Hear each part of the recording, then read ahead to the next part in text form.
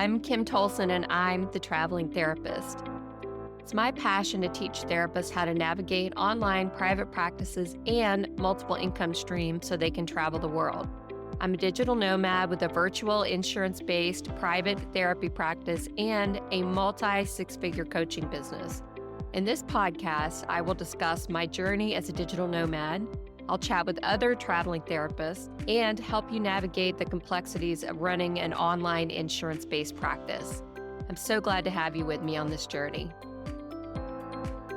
There are challenges at every turn when it comes to managing a private practice. With Alma, clinicians get the support they need to focus on what matters most, delivering great mental health care.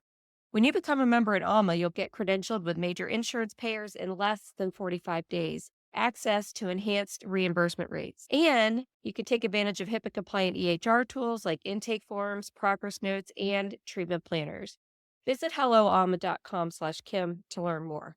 That's helloalma.com/KYM to get started.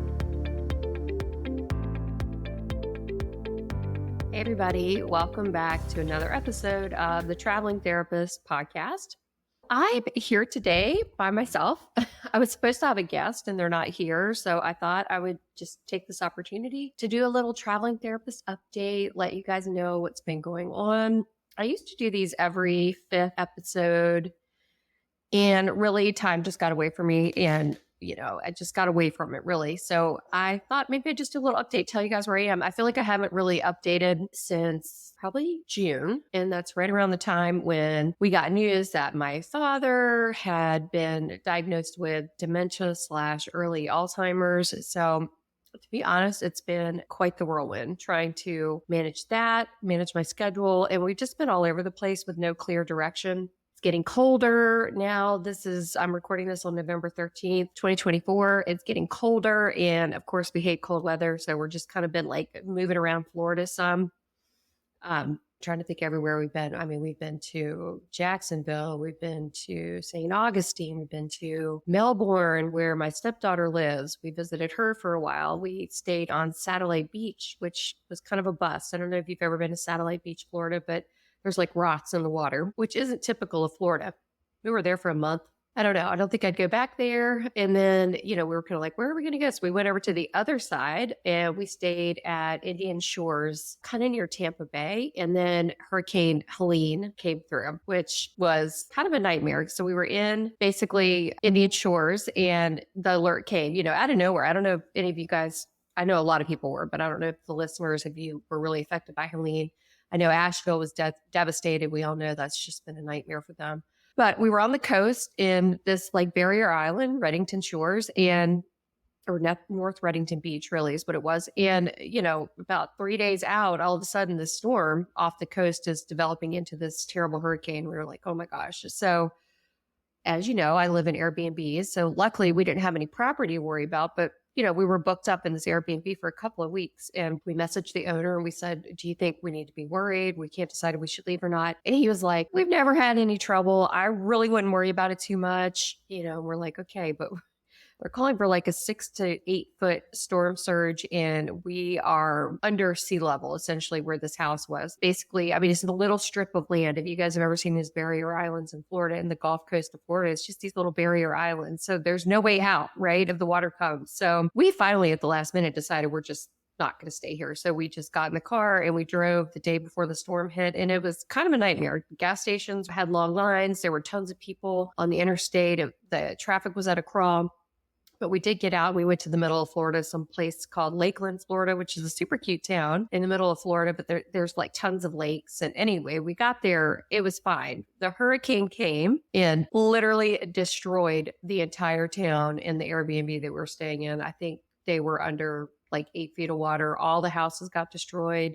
We were watching the news and we were like, oh my gosh, we just ate dinner there yesterday. Or that's the beach we were sitting on 2 days ago. Everything was destroyed. I'm sure you guys probably saw the news footage around all of that. So we got out of there, thank goodness. And then I was set to leave for Greece, a trip in Greece for like 2.5 weeks with my mom right after that. So we got to Lakeland. I had to leave. Ken was still in Lakeland.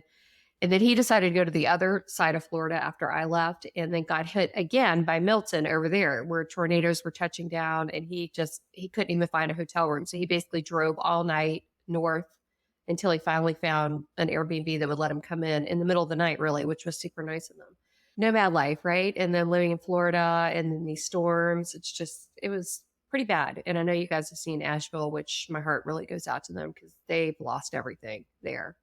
Fortunately, we're able to just kind of pick up and go. We don't have property. We don't have to worry about it. So I guess that is a perk of being a digital nomad. And, so I ended up going to Greece with my mom. I took her, and you guys have probably heard me. I think the last episode actually of this podcast was about travel hacking and how to use credit card reward points and all that stuff with the founder of Hack My Honeymoon. I met with him and we talked about credit card rewards, but I have tons of rewards. I love doing that. I love like trying to save money and that sort of thing. So I was able to get 2 premium business class tickets for my mom and I to fly to Greece and fly back from Greece. And I've got to say, you guys, I'm just like spoiled at this point.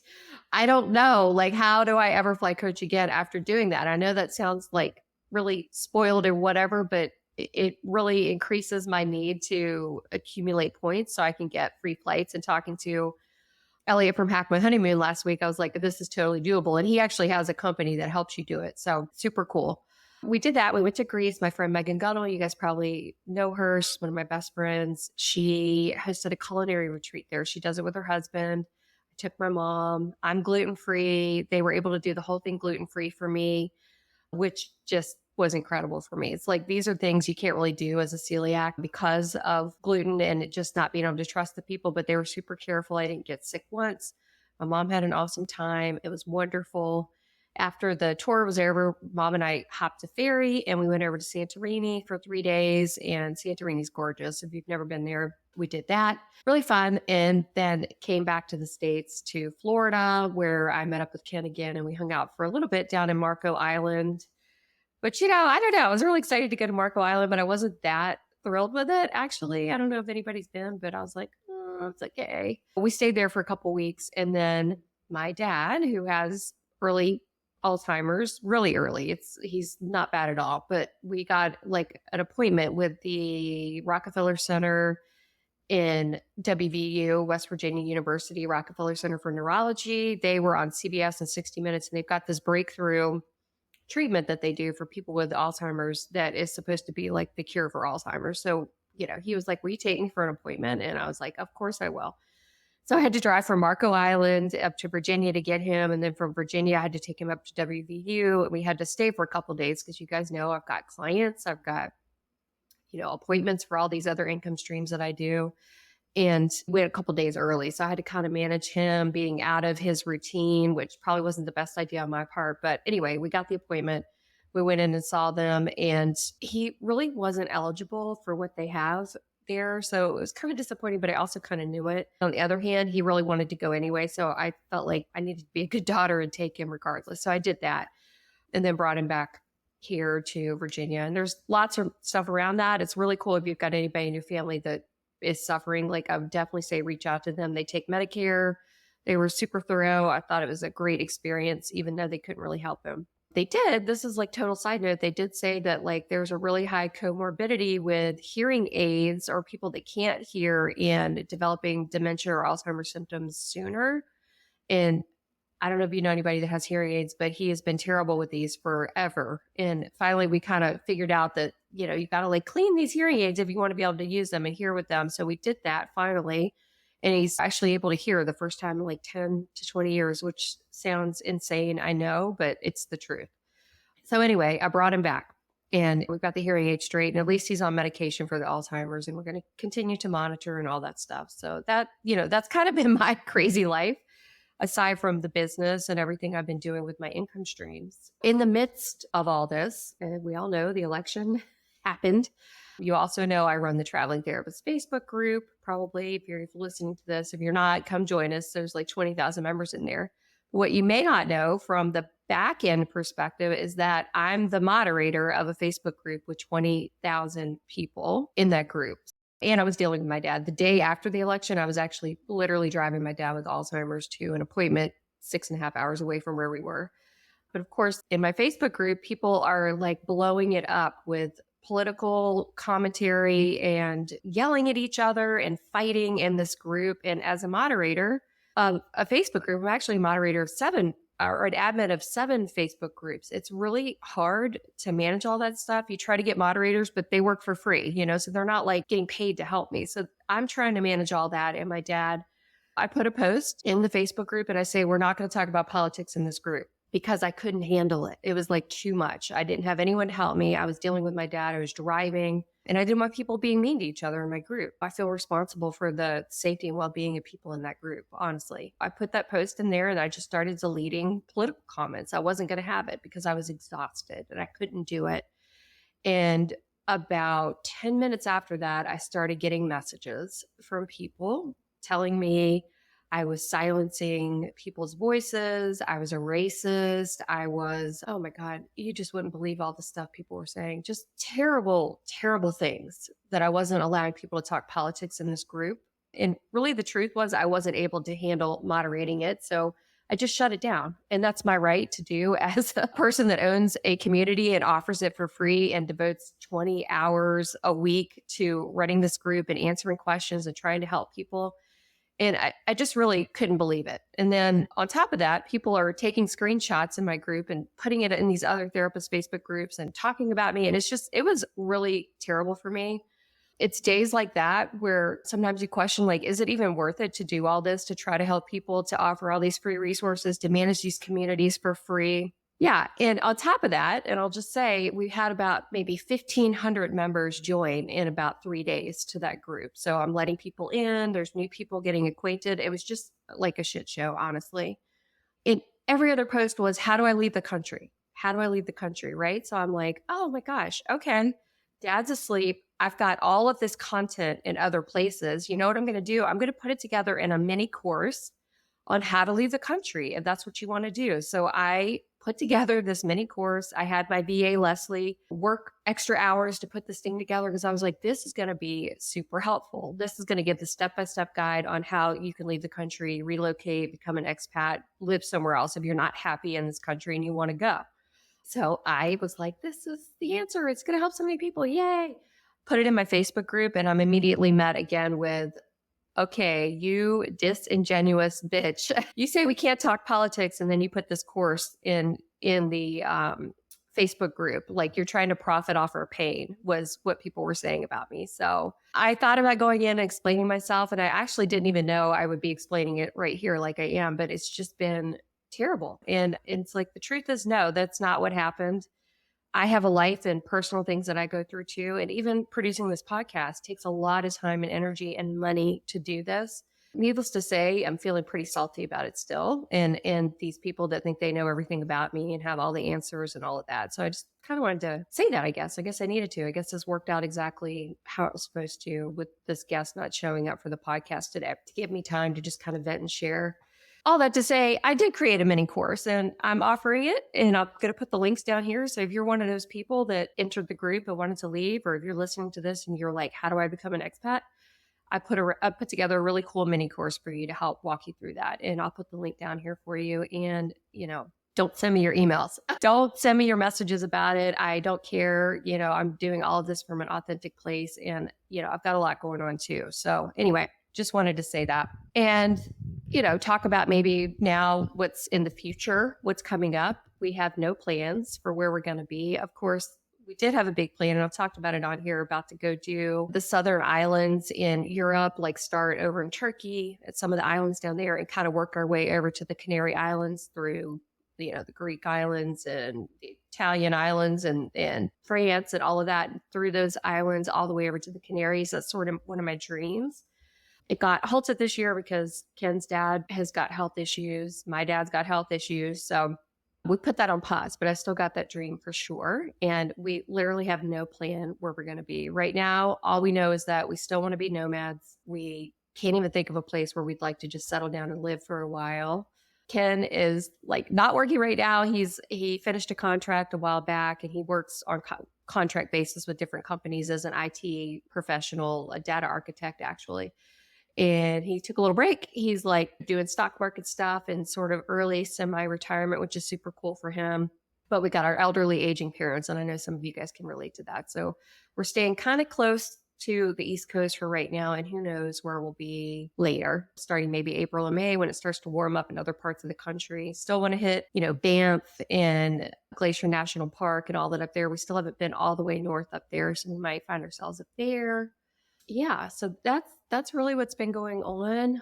Not too exciting, but just, a lot of interesting things have developed in my life with managing these Facebook groups. A lot of people message me and they want to know about my passive income streams, the 15 income streams, and how do I manage all that. And the truth is, it's really not easy all the time to manage this. I ended up hiring a new online business manager. Her name's Christina. She's amazing. She's helping me kind of like take a lot of stuff off my plate that I was trying to manage on my own. So I'm really grateful for her. I have 2 virtual assistants now. I have a podcast editor. So I have a lot of people in the background helping me run this stuff.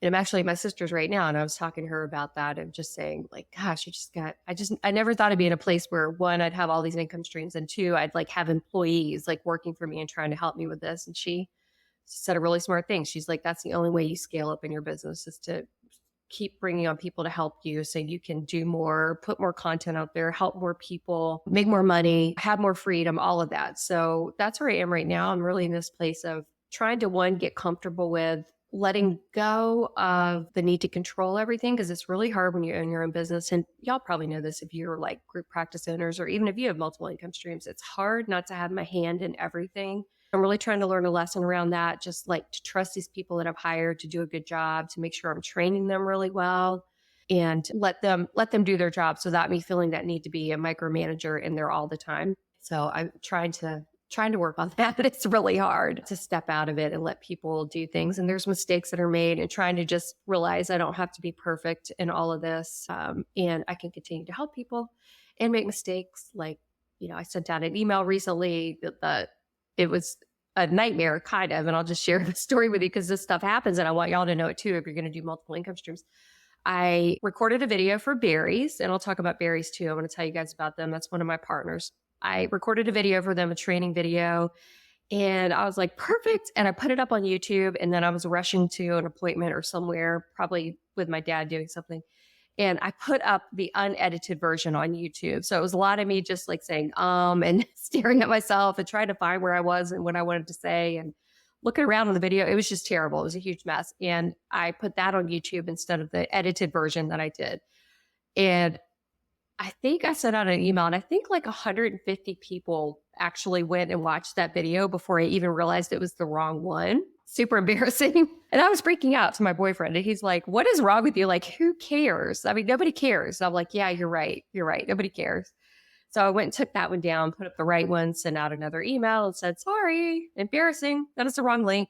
But yeah, so those things happen. And I'm really, really trying to embrace that stuff and be authentic about it, and even share it with you all in case you're kind of going down this journey of multiple income streams and trying to create products and content and all that. It's okay. So that's been my lesson too recently.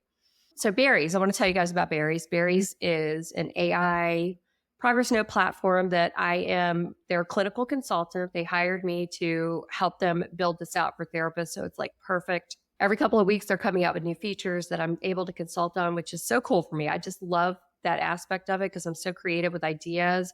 And I love having this like tech company that can just take my idea and like put it into a platform. I love it.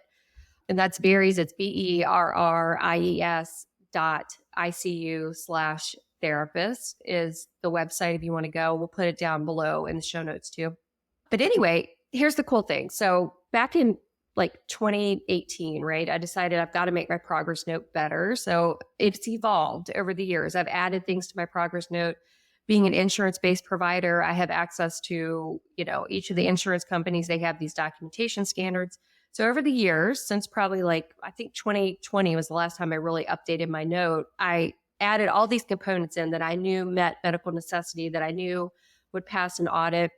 And I actually did get audited with this note, and I passed it. It was fine. I didn't have any problems. They said great. And I just kept on going. But Berries, this is so cool. And if you go to my YouTube channel, you'll see like a video where I show the walkthrough, the real video, the one that I edited about how to initiate my notes. If you go into Berries, if you're using it, if you're familiar, you go in under My Formats and you click New. And if you type in Kim Tolson, KYMTOLSON, confetti will fall all over the screen and it will say, you've unlocked this note. So it unlocks my progress note that is past an audit.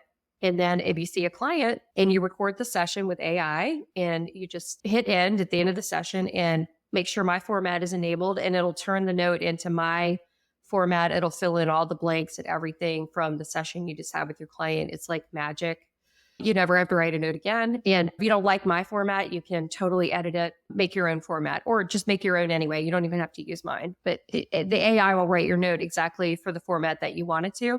Soap note, DAP note, burp note, whatever you want it to be, it'll write it for you as long as you set it up inside of Berry. So that was a cool thing for me, kind of like a weird business milestone, I guess. It's like you never think that your progress note is going to be available for mass use or whatever, that it's going to help so many people through a platform like Berries. It's so cool. And it's integrating two things I love, right? It's like helping therapists and then also AI. You guys probably have heard me talk about AI. I have a whole nother podcast called Run Your Private Practice with AI that I just talk all AI stuff the whole time. I'm obsessed with it, which is kind of wild. I'm learning something new every day, and I love to share that with you guys over on that podcast. But anyway, I love that I'm able to integrate these two things together and do that. And Berries has got some really cool stuff coming out. And not only does it do progress notes, it also does treatment plans, all AI generated. So literally you have to do nothing. You just see your client, you click two buttons for a progress note and a treatment plan, and you've got it right there and it's done. And you copy and paste it into your EHR if you want to, or leave it in Berries if you want to. They've just changed it that you can store all your client information if you want to. That should be available in the next week or so.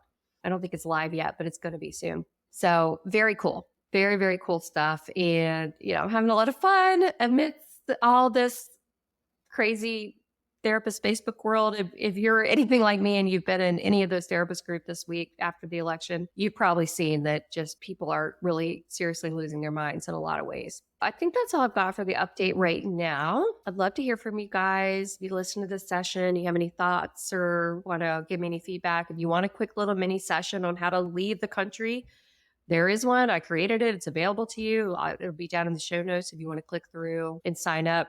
I'm also still working on the portable practice method that should be out. I think we're shooting for like the second week in January. It's the full-blown portable practice method. It starts out with travel and live legally wherever you are. We talk about liability insurance. We talk about if you can or can't work from certain places, how do you figure that out?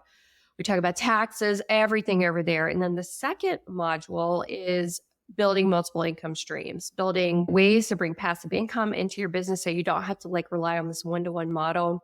I've got tons of content in there around how to build courses, group practices, intensives, anything that you can think of that would give you more time and freedom and more money to be able to live your life as a traveling therapist.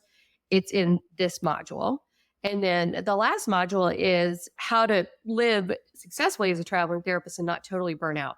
So it's things like Wi-Fi and health insurance, visas, money management, all of that is in that lifestyle piece of it so you don't burn out. Exercise, like little tips and tricks like I do, like ClassPass. I'm a member of ClassPass, so I can go to any yoga class anywhere in the world pretty much if I want to through my ClassPass.